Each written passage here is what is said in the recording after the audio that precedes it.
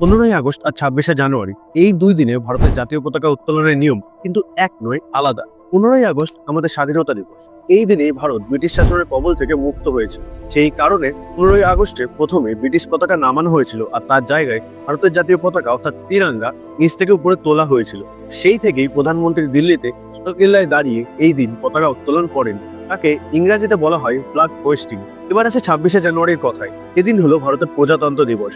1950 সালের 26শে জানুয়ারি এই দিন থেকে ভারতের সংবিধান কার্যকর হয়েছিল। তাই এই দিনটাকে সম্মান জানানোর জন্যই প্রত্যেক বছর 26শে জানুয়ারি আমরা পালন করি প্রজাতন্ত্র দিবস বা রিপাবলিক ডে। তাই এই দিনে জাতীয় পতাকা আগে থেকে উপরে বাঁধা থাকে। শুধু দড়ি টেনে পতাকাতে খুলে দেন ভারতের রাষ্ট্রপতি কর্তব্য পথে দাঁড়িয়ে এবং সেটিকে স্যালুট করে সম্মান জানান। এই পদ্ধতিকেই বলা হয় পতাকা উন্মোচন, আর ইংরেজিতেই একে বলা হয় ফ্ল্যাগ আনফার্লিং। কিন্তু দেশে প্রায় 90% মানুষই এই পার্থক্যটা জানেন না।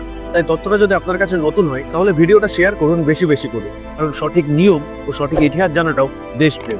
এরকমের ইনফরমেটিভ এবং এডুকেটিভ কন্টেন্ট দেখতে চাইলে এখনই সাবস্ক্রাইব করে রাখুন দ্য রিয়েল স্টোরি প্রেজেন্টার বঙ্গকে। জয় হিন্দ, জয় ভারত।